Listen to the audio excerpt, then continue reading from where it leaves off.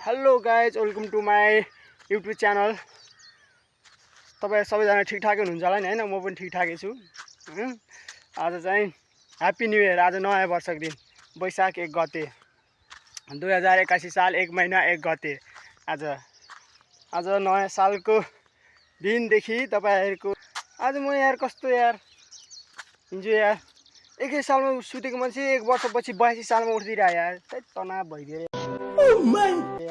दिमाग खराब यार। यता अलिक हाम्रो यतातिर यतातिर बसेर अलिक घोर आउँछ कि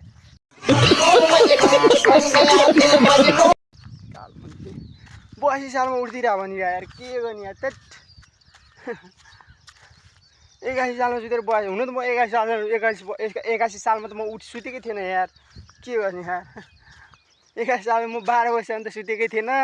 अनि 12 बजेपछि फेरि 82 साल हैन त, अर्को दिन हैन त है। अनि टक्नी तनाव भइदिरा 82 साल